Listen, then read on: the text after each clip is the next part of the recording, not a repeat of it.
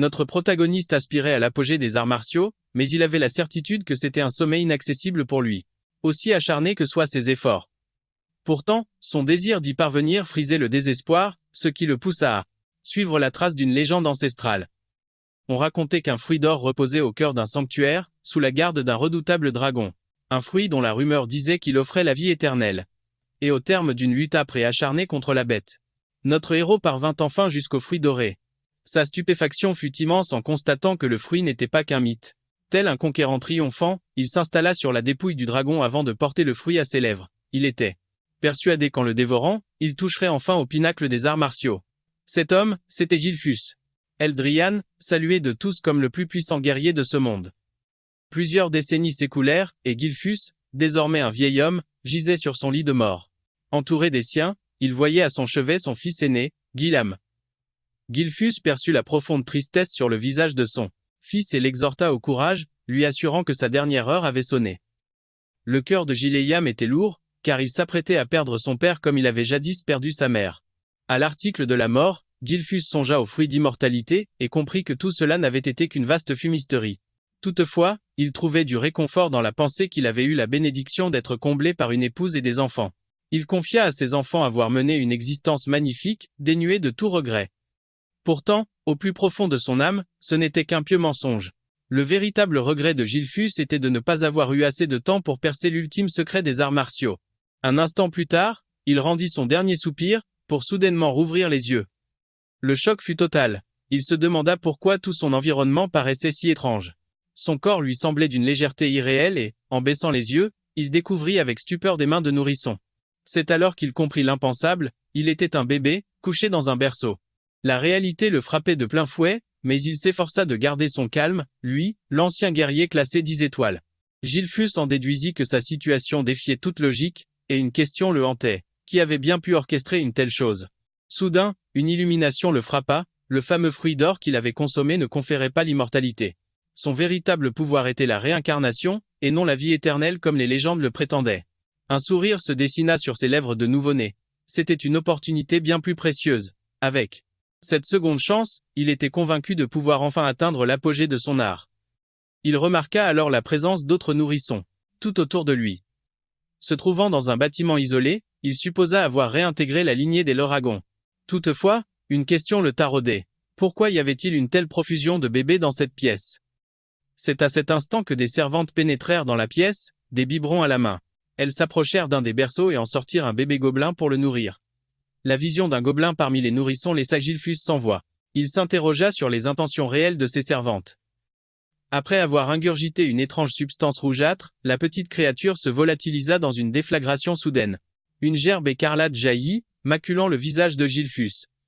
Pétrifié par l'horreur, la peur s'insinua en lui tandis qu'il tentait de comprendre la nature du liquide dans ce biberon. Imperturbables, les servantes décidèrent de diluer légèrement la mixture, avant de poursuivre leur funeste tournée. La rage et l'incompréhension menaçaient de faire imploser Gilfus de l'intérieur. Il voyait désormais clairement que le contenu du biberon n'était pas du lait, mais une sorte de concentré magique hautement instable. Il est sidéré de voir les servantes nourrir des nourrissons avec un breuvage aussi manifestement mortel.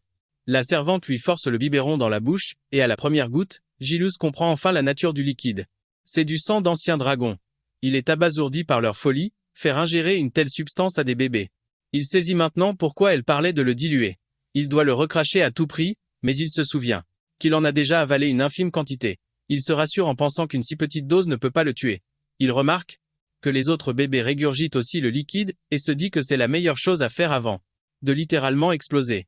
Mais une idée fulgurante lui traverse l'esprit, et s'il faisait une erreur en le recrachant, il réalise que s'il parvient à absorber toute cette puissance magique, il pourrait transcender ses limites et atteindre le summum des arts martiaux. Il ignore tout de ce qui se trame, mais il est bien décidé à tourner la situation à son avantage. Avec une détermination farouche, il vide le biberon d'un trait, montrant à tous qu'il ne faut jamais le sous-estimer. Même la servante reste bouche bée, voyant Gilfus consommer avec avidité le sang de dragon qu'on lui a donné. La servante se réjouit de voir que les événements tournent en leur faveur. Une fois le biberon terminé, il est remis dans son berceau, et il constate que les autres nouveau-nés ont également survécu à cette épreuve. Puis, comme un bébé normal, il commence à somnoler, le ventre plein. 7 ans plus tard, on retrouve Gilfus en plein entraînement de force. Un énorme rocher posé sur ses pieds, Il enchaîne les pompes d'une seule main. Il atteint les 1000 répétitions avant de repousser la pierre. Au loin d'un seul geste. Il admire son corps musclé, admettant qu'il adore ce qu'il est devenu. Apparemment, Gilfus se nomme désormais Zeke. Eldrian. Zeke attribue toute sa puissance à la qualité exceptionnelle du sang de dragon qu'il a bu. Ce sang semblait contenir une énergie colossale, et même les bébés n'en ayant bu qu'une goutte ont développé des corps bien plus robustes que ceux des humains ordinaires, grâce à la source du pouvoir du dragon divin qu'il avait. Absorbé dans sa vie antérieure, Zeke a pu assimiler jusqu'à la dernière parcelle du pouvoir unique de l'ancien dragon. Il a subi une transformation qui l'a lui-même stupéfié. Pourtant, Zeke constate qu'il n'est encore qu'un guerrier de rang 1 étoile. Ce qui le frustre au plus haut point, car il devrait être au minimum au rang 4 étoiles. Pour faire simple, une étoile est la véritable source de pouvoir d'un individu, compressé à sa limite absolue. Il faut imaginer son corps comme un univers, et laisser les étoiles s'y mouvoir. Il s'avère que la difficulté croît avec chaque étoile, car plus il y en a, plus la force est démesurée. Et Zeke, dans sa vie passée, avait réussi l'exploit d'atteindre le rang de 10 étoiles, faisant de lui l'unique personne au monde à avoir jamais atteint ce niveau. Voilà maintenant 7 ans que Zeke est né, fils du chef actuel du clan Dragon. Mais il n'est qu'un enfant illégitime. Sa mère est décédée, et son père ne s'est jamais montré, pas une seule fois. Zeke n'arrive pas à croire qu'une telle ordure puisse être son père. Apparemment, il s'est réincarné un millénaire plus tard, dans une ère où le monde est devenu un lieu où les faibles périssent sous la coupe des forts. Il existe aussi un étrange rituel, appelé l'épreuve du dragon. Seuls les nourrissons qui survivent à l'ingestion du sang sont jugés dignes d'être formés comme des guerriers dragons. Zeke n'a bénéficié d'aucune formation, de la part de personne. Il tente bien de cuisiner la servante, mais elle se borne à lui rétorquer qu'elle n'a pas l'autorisation de parler. Frustré, Zeke passe ses nerfs sur elle, lui rappelant que les lauréats de l'Eugite épreuve sont supposés recevoir un entraînement au combat. Pourtant il n'est cerné que par des domestiques, sans l'ombre d'un instructeur à l'horizon. La servante, impassible tel un automate, lui demande s'il désire quelque chose, ce à quoi il répond par la négative. En vérité, Zeke n'a besoin de personne, car il se focalise davantage sur le renforcement de son corps que sur la technique de combat pur. Zeke tente alors de savoir si elle peut lui fournir des infos sur les autres enfants de la lignée principale, mais elle lui sert la même rengaine, à savoir qu'elle n'est pas habilitée à divulguer quoi que ce soit. Zeke a beau user de stratagèmes pour lui tirer les vers du nez, la servante reste de marbre. Furieux, Zeke se demande si c'est la seule phrase qu'elle connaisse. Il la questionne alors directement. « Suis-je ici pour me faire malmener ?» Mais la servante réfute, affirmant qu'elles ont reçu l'ordre de subvenir à tous ses besoins. Zeke réalise alors que la servante est une combattante de rang 3 étoiles. Pour un entraînement, elle serait en fait une partenaire idéale. Puisque la servante ne lui est d'aucune utilité, Zeke décide qu'il est temps de mettre le cap sur la forêt. Il a du mal à croire que ça fait déjà 3 ans qu'il cohabite avec elle sans avoir tissé le moindre lien. Zeke attend une réaction, mais il ne reçoit rien d'elle, qui semble désormais l'ignorer complètement. Une fois dans la forêt, Zeke ingère une poignée d'herbes vénéneuses, au goût manifestement atroce. Peu importe, il s'en moque, considérant ça comme une partie intégrante de sa formation. Soudain, il perçoit une discrète présence qui le file. Il se demande bien pourquoi quelqu'un s'acharnerait à le suivre sans jamais se manifester. Pour lui adresser la parole, il décide de ne pas y prêter attention et se concentre sur ce qui se dresse sur son chemin. Tout à coup, un sanglier furieux lui fait face. Il réalise que l'aura sombre qui émane de la personne qui le traque n'existait pas dans sa vie antérieure, ce qui le laisse perplexe quant à sa nature. Quoi qu'il en soit, Zeke se révèle au sanglier qui, fidèle à sa réputation, fonce droit sur lui. Un sourire se dessine sur les lèvres de Zeke, qui a capté toute l'attention de la bête. Il adopte la posture idéale pour esquiver l'assaut avec une facilité déconcertante. Et une fois que le sanglier se retrouve à découvert, Zeke lui décoche un direct, en plein dans l'abdomen. L'impact est si violent qu'il pulvérise les organes internes du sanglier, l'envoie au tapis d'un seul coup. Zeke lui-même est surpris qu'une simple frappe de sa part, lui qui n'est que de rang 1 étoile, ait suffi pour anéantir la bête. Zeke en déduit alors que c'est la qualité de l'étoile qui prime, et non la quantité. Il saisit le sanglier, le hisse sur son épaule et prend le chemin du retour. Zeke se dit qu'il en a soupé de cette solitude et songe à partir à l'aventure. Il réalise cependant que la mer sera sa seule échappatoire, même s'il brûle d'envie d'explorer n'importe quel autre horizon. Pendant ce temps, le mystérieux individu qui filait Zeke est abasourdi de voir qu'il a pu terrasser un sanglier d'un unique coup de poing, sans jamais avoir reçu la moindre bribe d'entraînement au combat. Plus incroyable encore, il n'en revient pas que Zeke ait réellement décelé sa présence alors qu'il était dissimulé. Sa conclusion est simple, Zeke n'est pas un enfant ordinaire. Avec une mère décédée très jeune et un père qui se désintéressait de lui, il juge impossible que Zeke ait pu bénéficier d'une quelconque éducation digne de ce nom. Cependant, en tant qu'enfant de la famille, il n'a pas le droit de fuir et de faillir à sa lignée. Ça caboche. C'est pour ça qu'on le gardait à l'œil. Le drôle de zèbre commence à piger que le scénario prend une tournure de plus en plus captivante. En rentrant à sa cahute, Zeke flaire qu'il y a de la visite. Il perçoit l'aura puissante de ces intrus et s'interroge sur leurs intentions à son égard. Se faufilant près de la porte pour tendre l'oreille, il sent qu'aucune soif de sang n'émane. 2. Il se décide donc à ouvrir, découvrant des types dans la pièce, et leur balance direct ce qu'ils fichent là. Son regard accroche l'emblème l'aragon brodé sur leur tunique. Sa curiosité piquée au vif, il se demande bien ce que ces gaillards peuvent lui vouloir. C'est là que les types lui lâchent la bombe, ils sont venus le cueillir pour un examen. Zeke tombe des nues en entendant ça, parce que personne ne lui a jamais parlé de ce satané test. Un instant plus tard, voilà Zeke embarqué vers la demeure principale. Jamais il n'aurait cru y remettre les pieds après une absence de 1000 ans de cet endroit. Les types venus le chercher l'ont aussitôt fagoté dans un uniforme d'écolier. Il s'avère qu'on l'a ramené au manoir non pas pour la vie de château, mais pour intégrer l'académie du Nid du Dragon. Une institution qui fut fondée par la famille Ilragon, et tout descendant de leur lignée se devait de rejoindre ses rangs. Visiblement, tout le monde y reçoit une formation dès l'âge de 7 ans, et ce jour-là, c'était le grand oral d'entrée. Sauf que Zeke, lui, n'avait jamais ouvert un seul bouquin. Quoi qu'il en soit, Zeke n'a pas son mot à dire, l'examen est obligatoire, et c'est bien pour ça qu'on l'a délogé de sa tanière dans les bois. Zeke bout de frustration face à cette situation, et se prend la tête entre les mains. Alors que les autres candidats défilent devant lui, un gamin aux cheveux bleus, un certain Langus, l'aborde. Ce Langus, originaire du village de la vieille écaille, demande à Zeke si tout roule ou s'il est dans le pétrin. Zeke se tourne vers lui et lui jette sèchement ce qu'il lui veut. Langus, visiblement du genre réservé, balbutie qu'il voulait juste donner un coup de main, vu qu'il avait l'air et mal en point. Zeke est déconcerté par cette approche. Il sent bien que le garçon est timide, mais il perçoit aussi qu'une certaine puissance sommeille en lui. Zeke se redresse et s'excuse pour sa brusquerie. Il se présente. Puis avoue à Langus qu'il est juste paumé, ne sachant pas à quelle sauce les chefs de famille vont les manger. Langus lui répond que le programme de l'épreuve est toujours le même d'une année sur l'autre. Mais Zeke remet les pendules à l'heure, expliquant à Langus qu'en réalité, il ignore absolument tout du déroulement de ce test. Langus tombe de haut en comprenant que le type en face de lui n'a pas la moindre idée de quoi il retourne. Langus se demande comment Zeke va bien pouvoir s'en tirer sans savoir ce qu'il laisse. Prenant son courage à deux mains, Langus décide de tout briefer à Zeke. Mais au moment où il s'apprête à ouvrir la bouche, une bande de petites frappes débarque par derrière, traitant Langus de nabo. Même Zeke est sidéré d'entendre quelqu'un insulter Langus de la sorte.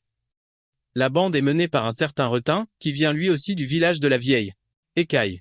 Retin se paie la tête de Langus, lui demandant ce qu'un avorton comme lui fiche ici au lieu de rester à la maison à jouer aux billes. Langus, un peu naïf, ne relève pas la provocation, et répond qu'il est là pour l'examen, mais ça, ce qui ne fait qu'exaspérer Retin, qui se met à l'insulter. Il traite Langus de raclure, ajoutant qu'il est impensable que quelqu'un de son espèce puisse un jour intégrer l'académie. Retin poursuit ses moqueries en s'attaquant à ses origines, lui rappelant que son père n'est qu'un simili-dragon. Zeke perçoit la rage qui consume Langus, dont le poing se sert à s'en blanchir les jointures.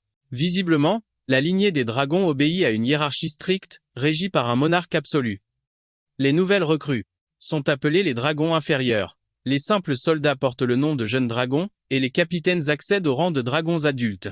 Au sommet de la pyramide se trouvent les anciens, la caste dirigeante, connue sous le titre de dragons anciens. Cependant, il existe un rang tout en bas de l'échelle, réservé aux parias, et on les appelle les simili-dragons. Ce titre infamant est réservé à ceux qui ont échoué à intégrer le nid du dragon, ou qui n'ont jamais réussi à être diplômés de l'académie. On les considère essentiellement comme des imposteurs, mais Langus est bien décidé à prouver que cette étiquette est fausse. C'est alors que Zeke intervient dans la conversation. Demande à Retin sur quoi il se base pour traiter Langus de déchet avant même le début de l'épreuve. Retin est décontenancé par l'intervention de Zeke et lui demande de quel droit il se mêle de ça et s'il cherche les ennuis. Zeke rétorque que non, mais qu'il est simplement curieux de savoir ce qui lui fait croire que l'entrée à l'académie est impossible pour Langus.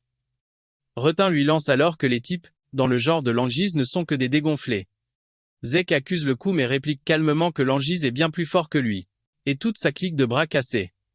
Cette remarque fait bouillir Retin, qui demande agressivement à Zek s'il est en train de sous-entendre qu'il vale moins qu'un individu comme l'Anguisse.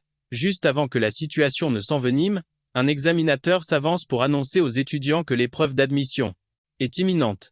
Il informe les candidats qu'ils doivent récupérer une plaque numérotée après avoir validé leur inscription. Retin fusille Zek du regard, lui promettant silencieusement qu'il n'oubliera pas son visage. Zek s'étonne de voir Retin déjà hors de lui, et se demande pourquoi les jeunes de nos jours ont le sang si chaud.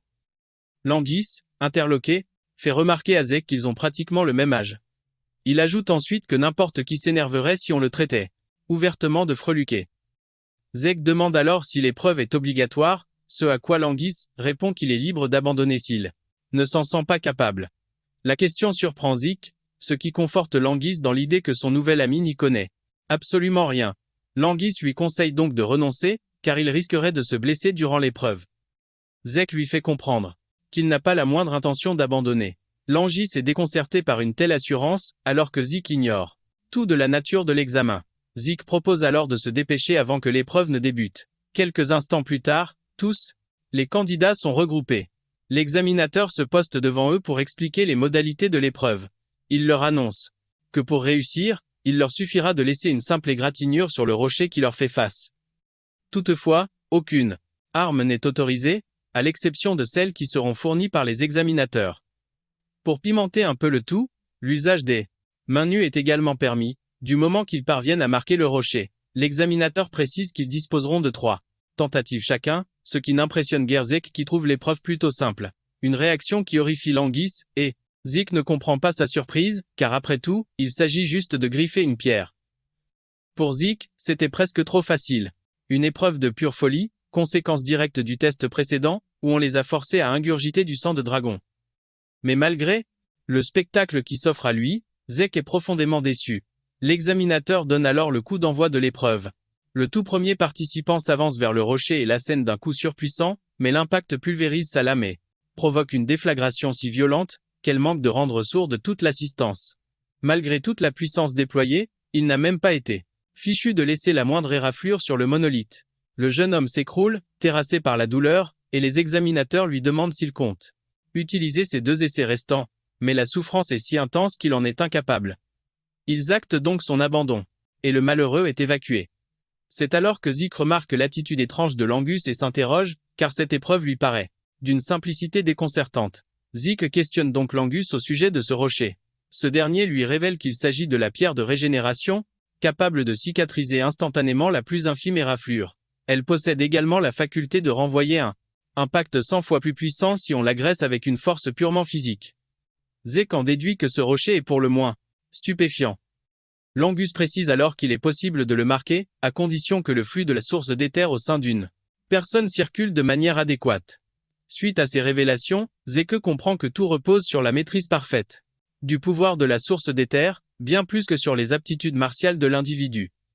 Zeke balaie du regard les autres participants, et il réalise qu'un nombre non négligeable d'entre eux devraient être en mesure de réussir l'épreuve. Il remarque d'ailleurs que Rétine et sa bande sont largement assez puissants pour y parvenir. De sa place, il entend les candidats échouer les uns après les autres, se brisant les bras en tentant désespérément de marquer la pierre. Quelques instants plus tard, l'examinateur appelle le numéro 315, qui n'est autre que celui de Zeke. L'Anguisse, pris de panique, supplie Zeke d'abandonner, mais ce dernier le rassure en lui affirmant que tout se passera bien. Zeke s'avance alors et, à l'instant où l'examinateur le dévisage, il perçoit une pression et une aura colossale émanant de Zeke. On invite ce dernier à choisir une arme, ce à quoi Zeke rétorque que c'est inutile, car il a l'intention de se servir de ses poings. L'examinateur insiste, lui demandant s'il est bien certain de ne vouloir aucune arme, et Zeke confirme, assurant à son interlocuteur que ses poings feront amplement l'affaire.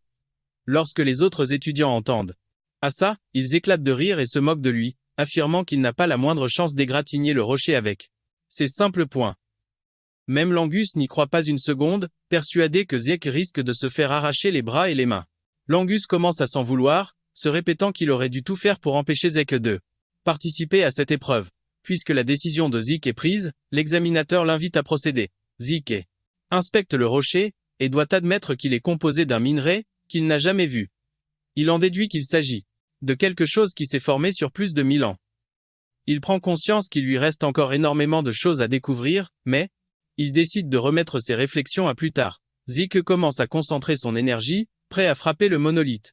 Vu la quantité de puissance qu'il a accumulée, il estime que cela devrait être suffisant pour arriver à ses fins. La technique qu'il s'apprête à utiliser est connue sous le nom de technique de combat du tueur de dragons. Une aura d'un jaune éclatant se matérialise autour de son corps et de son bras tandis qu'il balance son bras avec une force inouïe contre le rocher. L'impact fait voler le sommet de la pierre en éclats dans un vacarme assourdissant et un nuage de poussière. Stupéfaction générale, tout le monde plisse les yeux, sauf l'examinateur, qui reste de marbre, comme si cette explosion n'était rien. Zeke souffle, soulagé, mais il sent bien que cette technique est encore un peu trop pour lui. Il jette un œil à son bras. Il est en sang et son uniforme est en lambeaux. Mais loin de se vanter d'avoir pulvérisé le rocher, Zeke se dit que son entraînement est loin d'être terminé. Autour de lui, les autres élèves n'en reviennent pas et se demandent comment il a réussi un tel exploit. Pendant ce temps, Retin fulmine de rage en voyant que Zeke a réussi son coup. Langus, lui, est complètement abasourdi, car Zeke était bien le dernier qu'il imaginait capable de passer ce test. Même l'examinateur peine à croire ce qu'il vient de voir, c'est tout simplement impossible. Seul un combattant de rang 4 étoiles ou plus aurait dû pouvoir briser cette pierre de régénération.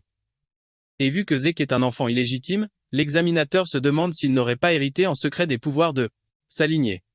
Soudain, l'examinateur a un flash. Ce mouvement, il l'a déjà vu quelque part. C'est à ce moment que Zeke s'approche de lui, pour savoir s'il a réussi le test. Sans un mot de trop, l'examinateur lui annonce qu'il a validé l'épreuve, et lui tend une fiole remplie d'un liquide verdâtre. Intrigué, Zeke demande à l'assistant ce qu'il y a dedans. Mais ce dernier le fusille du regard et lui aboie de dégager. Zeke, un peu perplexe, se dit que cette fiole doit être la récompense pour avoir passé le test. Il rejoint alors son nouvel ami, Langus, qui le félicite pour sa performance de dingue. Zeke lui montre la fiole, et Langus lui explique que c'est une simple potion de soin. Zeke ne comprend pas trop quand il entend ça. Langus précise même que c'est une potion de soin de qualité standard. Zeke l'examine à nouveau, perplexe, et constate que le liquide n'a rien de suspect. Une idée folle lui traverse l'esprit, et si cette soi-disant potion de soin était en fait un élixir? Pour rappel, un élixir est une potion légendaire, brassée avec des matériaux rarissimes et des herbes, qui ne poussent que dans des royaumes cachés. Et ce n'est pas tout, on y ajoute des cœurs d'élixir purs, prélevés sur des bêtes divines et spectrales.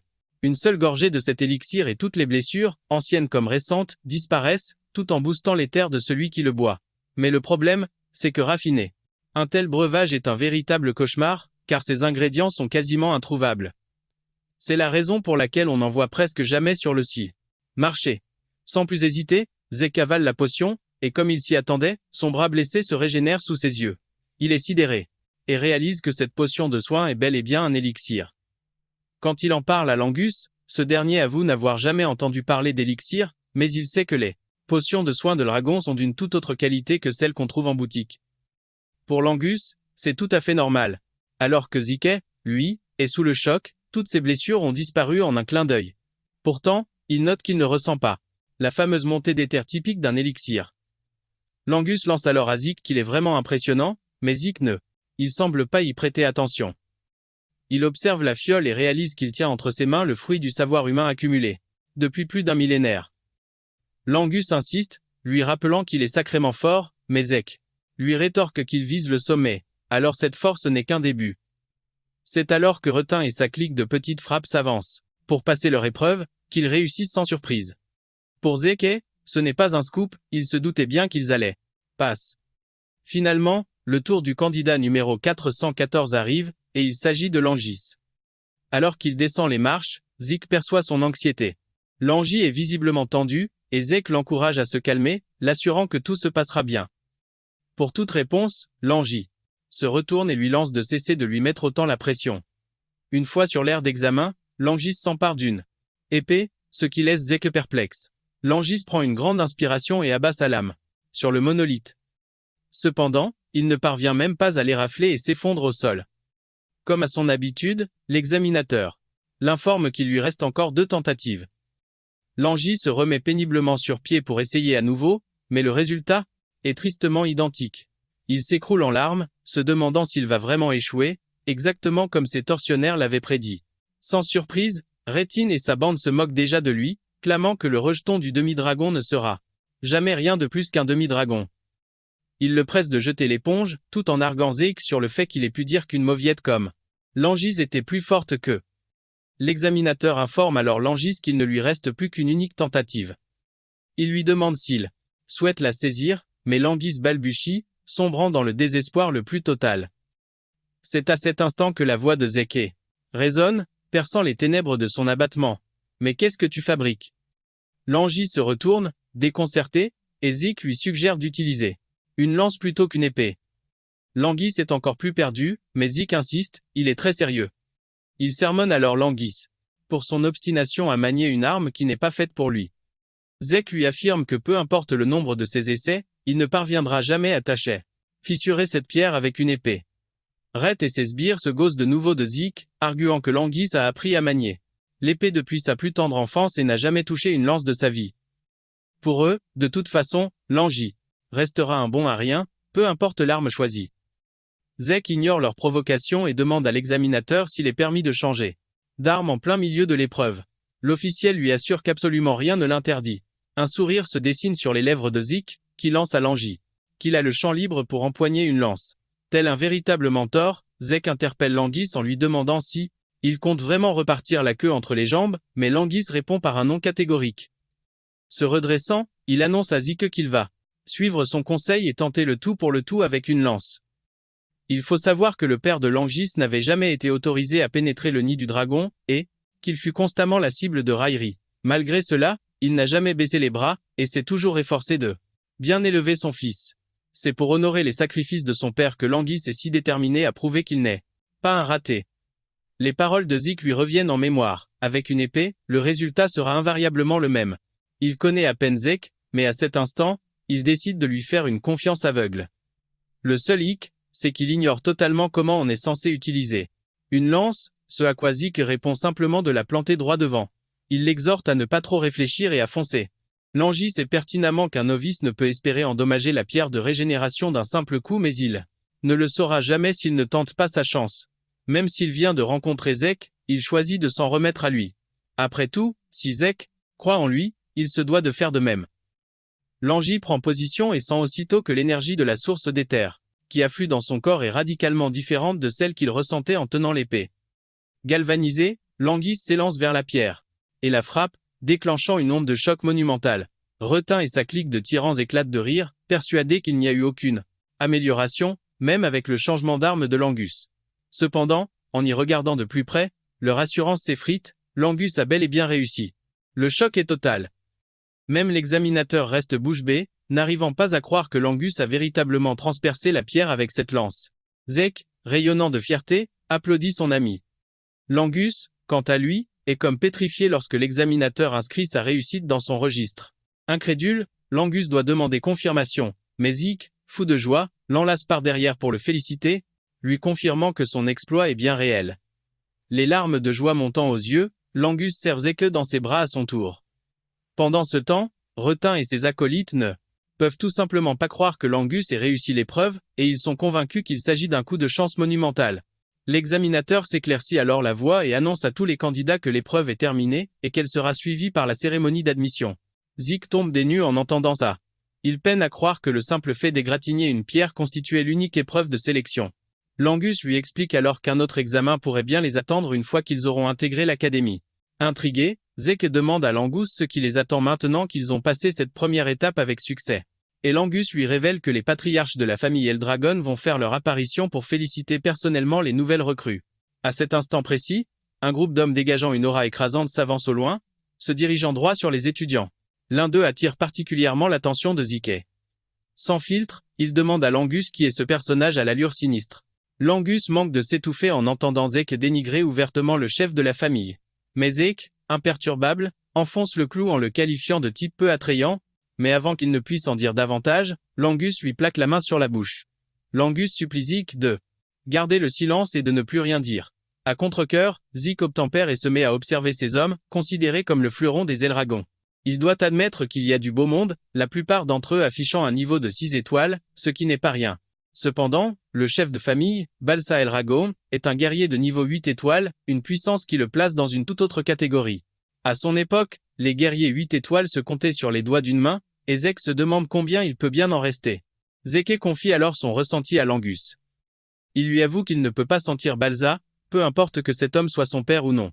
Au même moment, Balsa s'avance, son aura oppressante pesant sur l'assemblée, pour s'adresser aux étudiants.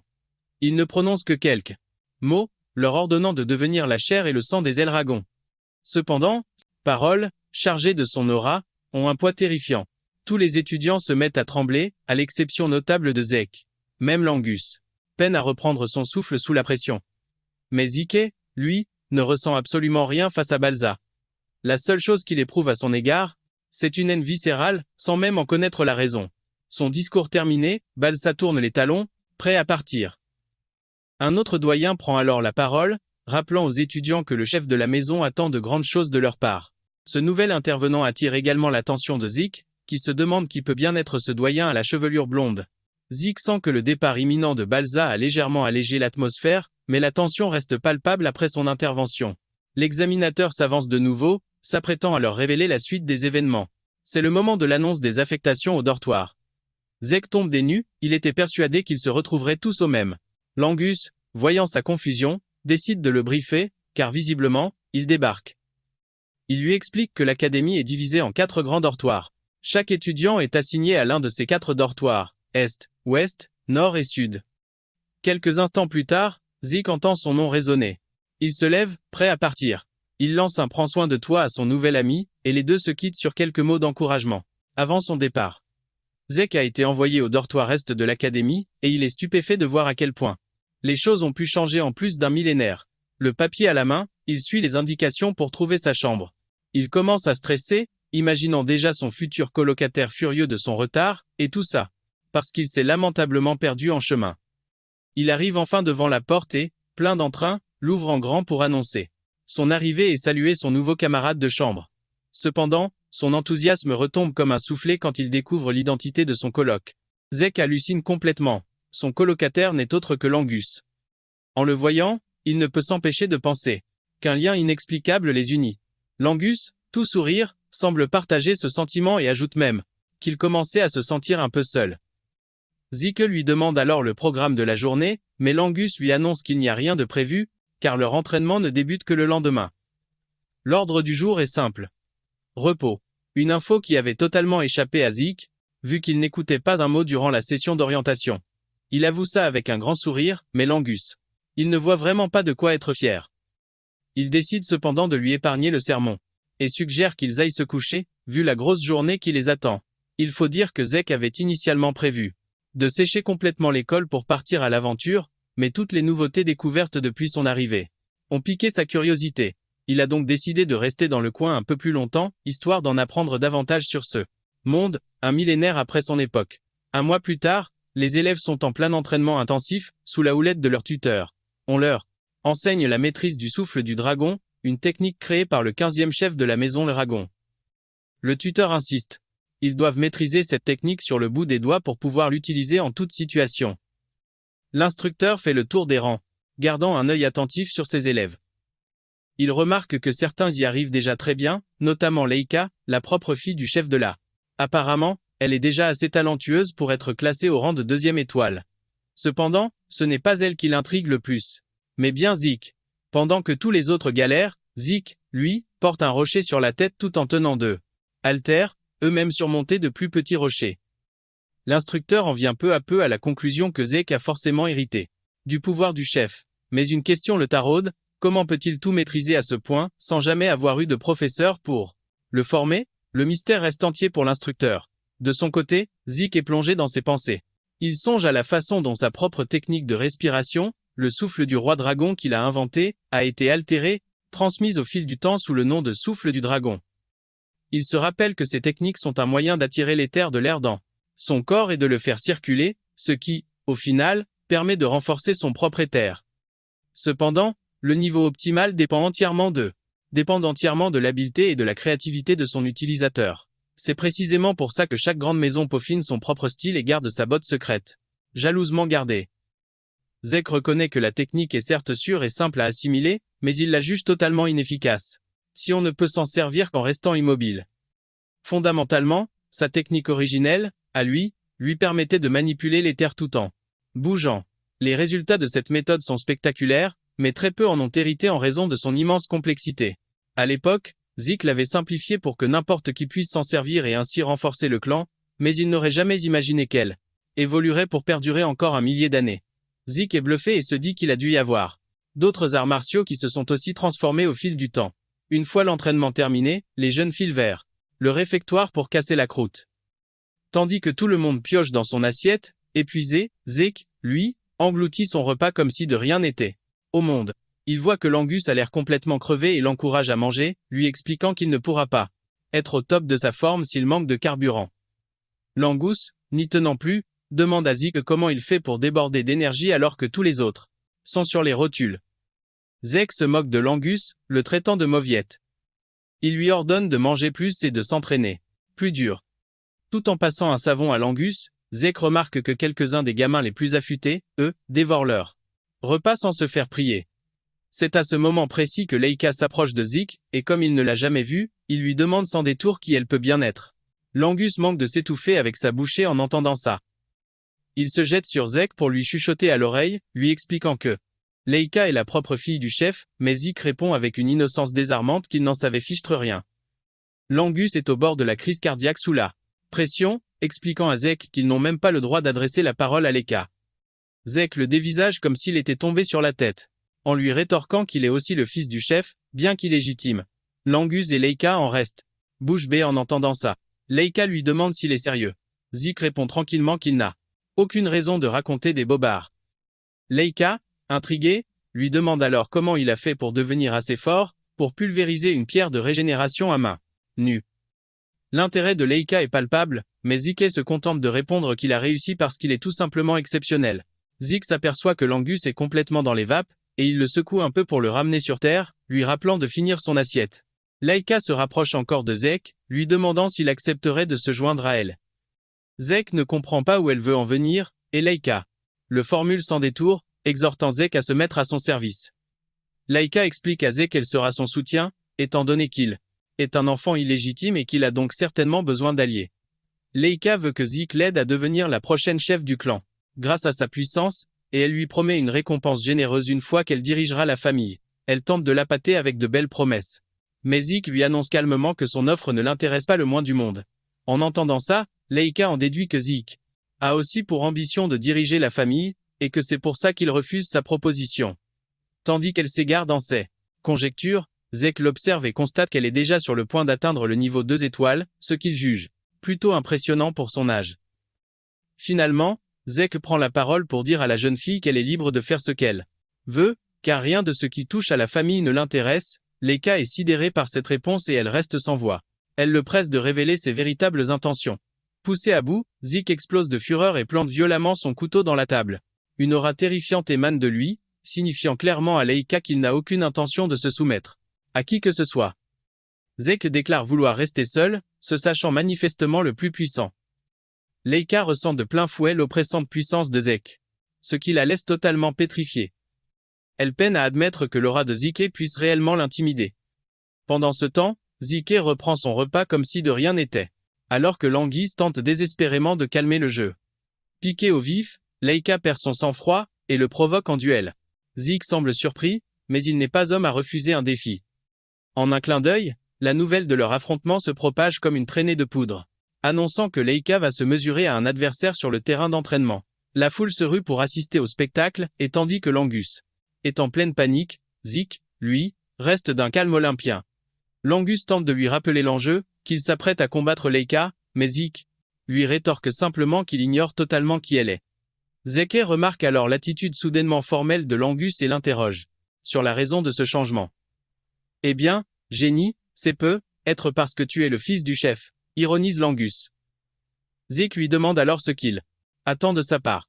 L'Angus s'efforce de lui exposer la situation. Leika est la fille de Balsa et, de plus, elle possède du sang de la maison Typhona, l'une des 4 grandes familles qui soutiennent Eldréon.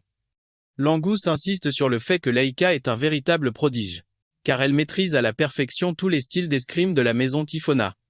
Zeke, lui, reste impassible, l'air de s'en moquer, et répond nonchalamment à Langis que la seule information qui l'intéresse, c'est qu'elle est la fille de Balza. Zik esquisse un sourire, ajoutant que l'ignorance ne fait que pimenter les choses. Pour lui, c'est un rebondissement des plus excitants, alors que Langus, exaspéré, lui répète qu'il n'a aucune chance de l'emporter face à Leika. Il lui demande alors pourquoi diable il a accepté ce défi. Zik réplique que, face à une provocation, la seule réponse honorable est d'accepter le duel. De plus, en observant Leika, il ne peut que constater qu'elle semble fin prête pour l'affrontement.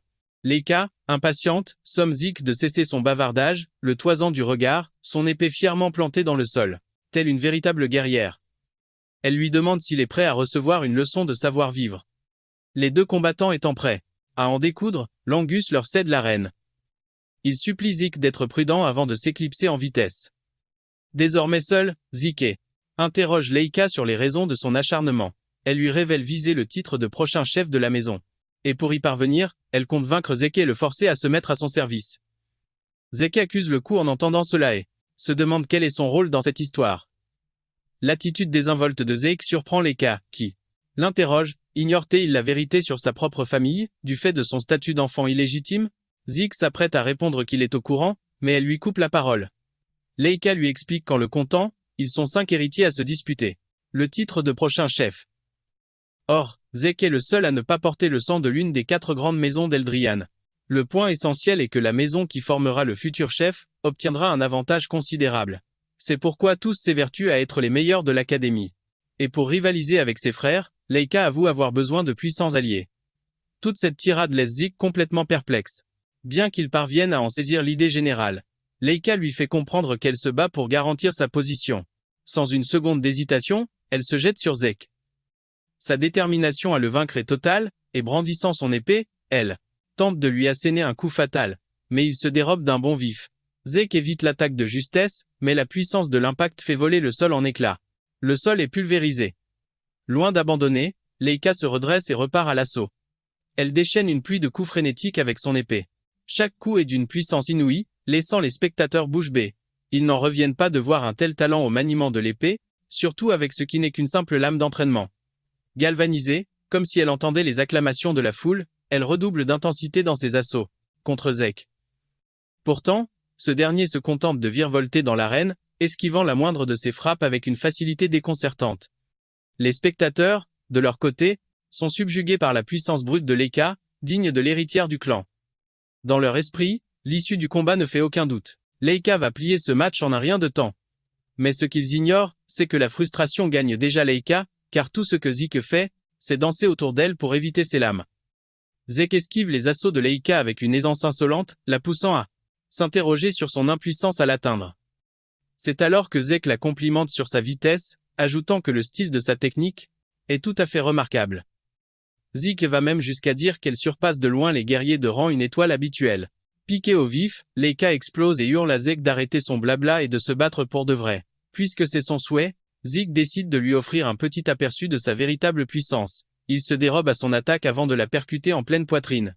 L'impact propage une onde de choc dévastatrice dans tout son corps, lui faisant cracher du sang. Foudroyé par la douleur, Leika s'effondre à genoux, sous le regard médusé des autres étudiants.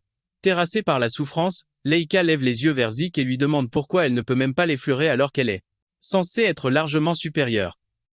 Zeke concède qu'elle est plus rapide que la plupart des guerriers de rang 1 étoile qu'il a croisés, mais il lui fait comprendre qu'elle n'est, au final, rien de plus qu'une guerrière de rang 1 étoile. Leika réplique du tac au tac, rappelant à Zeke qu'il est lui aussi classé 1 étoile. Zeke lui explique alors qu'il peut lire ses mouvements sans effort en observant sa respiration, la moindre contraction de ses muscles, et jusqu'au plus infime mouvement de ses yeux. Et pour couronner le tout, son expérience du combat est à des années-lumière de la sienne. Zeke lui expose tout ça avec une telle arrogance que la rage force Leika à se relever. Elle s'élance à nouveau sur Zeke, lame en avant, prête à lui trancher la tête. Mais même face à cet assaut soudain, Zeke l'esquive une fois de plus d'un salto arrière spectaculaire. Ce mouvement laisse Leika totalement vulnérable à la contre-attaque, et Zeke la punit sans pitié, l'expédiant d'un seul coup de poing s'encastré dans le mur du fond. Elle heurte le mur avec une violence inouïe, soulevant un immense nuage de poussière qui masque la scène. Les spectateurs sont pétrifiés en voyant Ce spectacle, se demandant si Leica a vraiment perdu. L'Angus, lui, est surexcité et se précipite à nouveau dans l'arène, en hurlant à Zeke à quel point il est phénoménal. Cependant, Zeke calme ses ardeurs, lui disant que le combat est loin d'être terminé. Il est d'ailleurs impressionné que Leica ait pu encaisser un tel coup. Lorsque la poussière retombe enfin, on aperçoit Leica qui lutte pour se remettre debout, le corps couvert de contusions, mais sa détermination reste intacte. L'Angus tente de la raisonner, lui criant d'arrêter avant qu'elle ne finisse, dans un état bien plus grave. Zeke ordonne alors à l'Angus de s'écarter, car les choses vont devenir sérieuses et s'il se prend un mauvais coup, il ne faudra pas venir se plaindre. Zeke s'en doutait, mais il en a maintenant la confirmation, Leica vient d'atteindre le niveau de rang 2. Leica se redresse complètement, et une aura éblouissante se met à tourbillonner autour d'elle. Les spectateurs comprennent instantanément ce qui se passe. Leica vient de percer, atteignant le niveau 2 étoiles. Ce palier est celui où un manieur peut enfin projeter la puissance brute de sa source hors de son corps pour magnifier ses arts martiaux. Cette projection, c'est ce qu'on appelle l'aura. Visiblement plus puissante, Leica remercie Zeke l'avoir acculée à ce dépassement. Folle de rage, elle charge Zeke, bien décidée à en finir. Sa lame laisse derrière elle un sillage d'aura doré, et Zeke doit bien admettre qu'elle a gagné en force et en vitesse. Pourtant, il continue de s'amuser avec elle, jusqu'à ce qu'une erreur de calcul lui vaille une entaille au visage. Leica perçoit sa stupeur et aussitôt, elle en profite pour se gargariser de la puissance que confère le niveau 2 étoiles. Elle prévient Zeke qu'il va enfin découvrir les véritables arts de la grande épée, de l'esprit du tonnerre. De son côté, Zeke est galvanisé. Il s'apprête à assister à quelque chose d'inédit, du jamais vu pour lui. Il brûle d'impatience de découvrir ce que Leica a en réserve. C'est alors qu'elle active sa technique de l'éclair foudroyant, qui percute Zeke avant même qu'il n'esquisse un mouvement, le laissant abasourdi, se demandant comment Leica peut bien maîtriser la foudre. Zeke doit le reconnaître, cette fille est complètement déchaînée. Mais Leica ne décèle pas l'ombre d'un regret chez lui, car il arbore un large sourire. Furieuse, Leica déclenche une autre technique qui foudroie Zeke, le forçant à en venir à la conclusion que ce que Leica déchaîne est tout bonnement trop pour lui. Il sent que son corps n'est pas encore prêt à encaisser ce que Leica et lui fait subir. Et tandis qu'il tente d'analyser sa condition, dans les gradins, les spectateurs sont tous bouche bée. Personne n'imaginait qu'un guerrier de niveau 1 étoile puisse tenir tête à Leica de la sorte. Zeke, lui, analyse que si la chorégraphie de Leica n'a guère changé, son passage à 2 étoiles lui a conféré une puissance explosive dévastatrice. Zeke est contraint de reconnaître que Leica s'en sort admirablement. De plus, être nimbé de foudre de la façon dont elle le fait, avec une telle mobilité, était tout simplement impensable il y a 1000 ans. Zeke réalise soudain qu'il pourrait lancer une contre-offensive. Mais sa curiosité l'emporte, il veut voir l'étendue de sa puissance. Il est donc prêt à encaisser, pour l'instant, Leica est hors d'elle de voir que Zeke a encore le culot de sourire dans une situation aussi critique. Elle en déduit que Zeke baigne dans une confiance insolente et se jure de la lui arracher. Elle s'élance vers lui, employant une technique encore plus létale et fulgurante, impossible à esquiver pour Zeke. Il observe l'assaut fondre sur lui, avant d'être violemment projeté contre le mur dans une déflagration qui glace le sang des spectateurs, tous inquiets pour ça. La poussière retombe, révélant Zeke, toujours debout, un sourire narquois aux lèvres. Cette vision la rend folle de rage, et elle lui décoche une nouvelle salve de foudre qui le force à mettre un genou à terre. L'Angus accourt, suppliant Leica de cesser le combat, mais elle refuse, rétorquant que Zeke est encore debout. Leica clame qu'elle ne peut s'arrêter maintenant, car ce serait anéantir sa propre fierté. Elle promet d'y aller en douceur si Zeke capitule et lui jure allégeance. Cependant, Zeke reste de marbre. Leica comprend alors que même s'il n'est pas un héritier légitime, sa fierté de la lignée dragon brûle encore en lui. Puisqu'il se montre si arrogant, Leica décide qu'elle va jouer son va-tout. Pour mettre un terme à cet affrontement, elle active l'arcane de la grande épée de l'esprit du tonnerre, le tonnerre céleste, et elle le déchaîne sur lui. Cloué sur place, Zeke encaisse l'attaque de plein fouet. Son corps est foudroyé par une pluie d'éclairs si violente qu'un cri de pure agonie lui échappe. L'assaut terminé, il s'effondre lourdement sur le sol défoncé. Le voyant inerte, Leica plante son épée dans la terre, convaincu d'avoir mis un point final au duel. Mais à sa plus grande stupéfaction, la voix de Zeke résonne juste derrière elle, lâchant qu'il vient enfin de piger le truc. Leica se retourne d'un bloc. Et là, le choc est total. Le corps de Zeke crépite d'arcs électriques, preuve irréfutable qu'il maîtrise désormais la foudre. Cette vision la laisse pantoise, se demandant comment diable Zeke peut manipuler l'électricité. Ironiquement, Zeke est tout aussi surpris, car il ne coin savait même pas que ce pouvoir portait le nom d'électricité. Il marche vers Leika, un sourire suffisant aux lèvres, avouant qu'en vérité, il n'a pas la moindre fichue idée de comment il fait ça. Cependant, il a délibérément encaissé ses coups pour pouvoir analyser la puissance de Leika, et, sans même s'en apercevoir, il a fini par se l'approprier. Même avec cette explication, Leika reste complètement perplexe, car ce que Zeke raconte défie toute logique. Tout ce que Zeke a compris, c'est que pendant que Leika le martelait de ses attaques, il n'a cessé d'utiliser son souffle du roi dragon, et l'énergie fulgurante a fini par entrer en résonance avec son propre souffle royal. Le résultat, c'est que la foudre s'est accumulée en lui et, en un clin d'œil, il s'est retrouvé à la commander. Zeke explique à Leika qu'il ne saisit peu, être pas toutes les subtilités, mais il a deviné qu'elle possédait une constitution rare, vu que le grand art de l'épée est un héritage familial. Zeke en déduit donc que tout son clan doit partager cette même constitution. Et il a aussi tiré une leçon capitale, la puissance source elle-même peut fusionner avec la foudre. Zeke ajoute alors que c'est entièrement grâce à elle qu'il a pu atteindre le niveau 2 étoiles. Sur ces mots, Zeke lui lance avec assurance que le combat est loin d'être terminé. Leika, folle de rage, abat son épée sur lui, mais Zeke se contente d'afficher un sourire en coin et déchaîne ses pouvoirs électriques. Zeke bondit alors avec une telle vitesse qu'il peine à contrôler son propre corps. Sa puissance source étant désormais imprégnée des propriétés de la foudre, tous ses muscles et ses nerfs sont survoltés, décuplant sa force.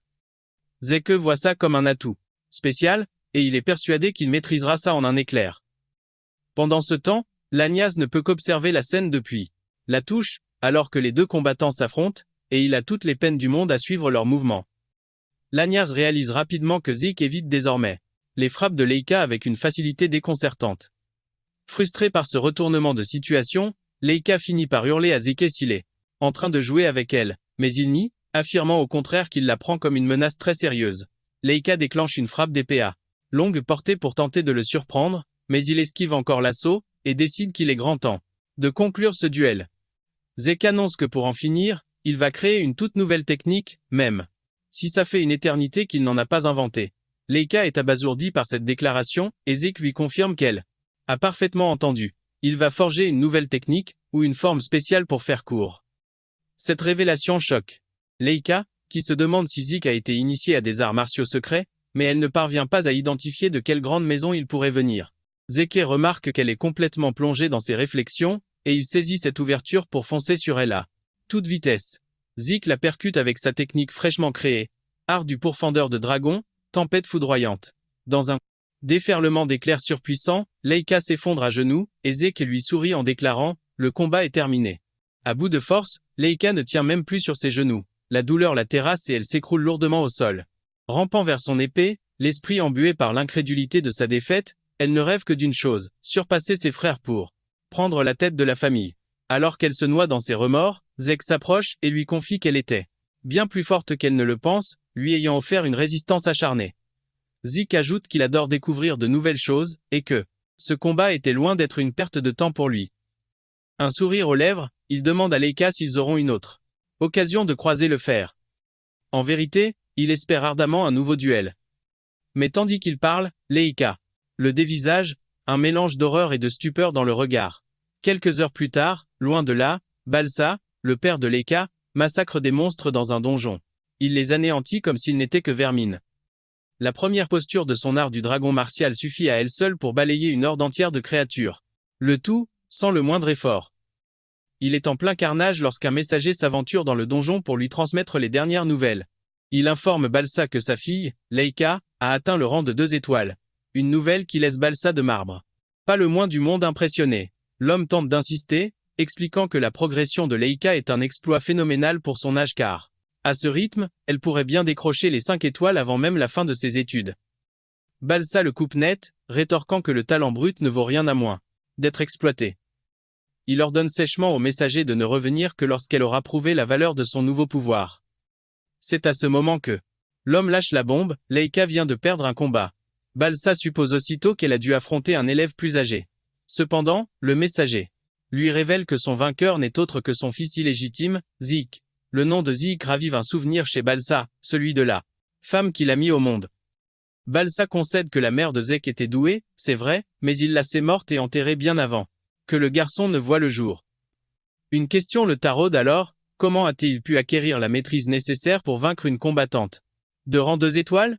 Le messager ajoute alors le clou du spectacle. Zek a lui-même atteint le rang de 2 étoiles. Et ce, par ses propres moyens. Personne ne l'a jamais entraîné, il a simplement tracé sa propre voie. En apprenant cela, Balza prend une décision radicale, l'heure de la première épreuve a sonné. L'annonce choque le messager, qui tente de rappeler à son maître que c'est bien trop tôt, mais Balza balaye son objection. Il rétorque que la faucheuse ne fait pas de distinction, et que seuls les plus forts méritent de vivre. Pour Balza, quiconque échoue à la première épreuve n'est qu'un déchet indigne d'un avenir. L'officier n'a d'autre choix que d'obéir à son chef. Mais Balza n'en a pas fini et ajoute un ordre encore plus stupéfiant, en demandant à l'officier de convoquer Freya. L'homme, incrédule, lui fait répéter.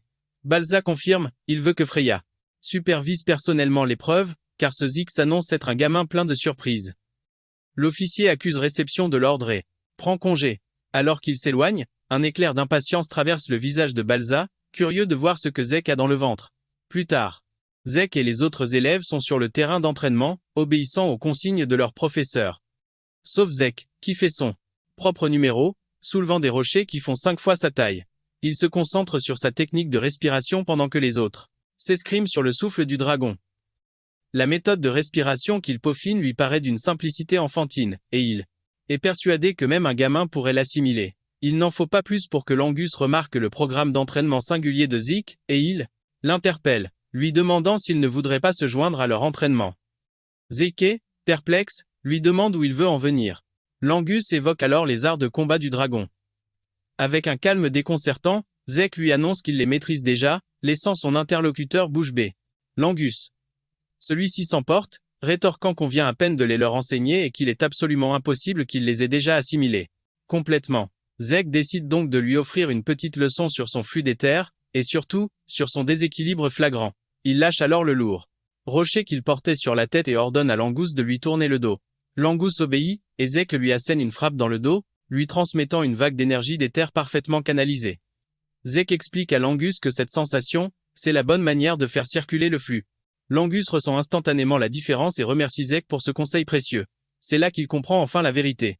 Zik maîtrise véritablement ses arts. Mais Zik, lui, est vexé que Langus ait osé douter de ses capacités. Langus s'empresse de calmer le jeu, et de dissiper le malentendu, assurant à Zek qu'il a mal interprété ses paroles. Langus explique n'avoir jamais eu d'autre maître que son propre père, ce qui l'a toujours poussé à se surpasser par lui-même. En comparaison, Zik est déjà d'un niveau suffisant pour terrasser Laika. À lui seul. Langus en déduit que pour quelqu'un comme Zik, les arts du dragon doivent paraître simplistes et ennuyeux, mais Zik le contredit aussitôt. Zik lui explique que leur stabilité est au contraire assez remarquable. Pour la petite histoire, ces mêmes arts ont autrefois été méprisés par ses propres fils, qui les jugeaient bien trop complexes et ardus. Et même si c'est le cas, il s'agit d'un art martial d'une puissance dévastatrice qui fusionne de multiples styles de combat. D'ailleurs, Zek révèle qu'il vient de débloquer une nouvelle forme lors de son affrontement contre Laika. Il s'avère que la technique utilisée pour vaincre le dragon n'était autre que la forme ultime, et Zek est maintenant curieux de voir comment cette technique a été perfectionnée au fil des âges. Sur ce, il décide qu'il est temps de reprendre son entraînement physique, estimant n'avoir plus rien à tirer des arts du dragon. C'est alors que Langus formule une requête inattendue. Il demande à Zik s'il accepterait de devenir son maître. Langus évoque son art de désir de devenir réellement puissant, malgré les difficultés. À la surprise générale, Zek accepte, expliquant qu'il voit en Langus un élève au potentiel certain. Langus savoure à peine sa victoire qu'une voix familière retentit dans son dos, implorant Zek de la prendre aussi comme disciple. Cette voix n'est autre que celle de Laika. Et bien qu'elle semble hésitante, elle ne peut s'empêcher de reconnaître que la force de Zek, qui l'a vaincu, est impressionnante. Laika évoque le niveau stupéfiant de Zik, avouant que sa propre fierté a été mise en pièces durant leur duel. Zik reste abasourdi par cette demande soudaine, tandis que Laika ajoute vouloir devenir plus forte pour surpasser ses frères, et même Zek un jour. La jeune femme met totalement son orgueil de côté et supplie Zik de lui enseigner comment gagner en puissance. Mais Zik marque une pause pour réfléchir à sa réponse, plongeant Laika dans une angoisse palpable. Et voilà, les amis, c'est tout pour cette vidéo. Si elle vous a plu, n'hésitez pas à commenter. À suite, dans la section des commentaires. Pensez aussi à vous abonner, à activer la cloche et à lâcher un pouce bleu. Merci d'avoir été là, et on se retrouve très bientôt pour la suite.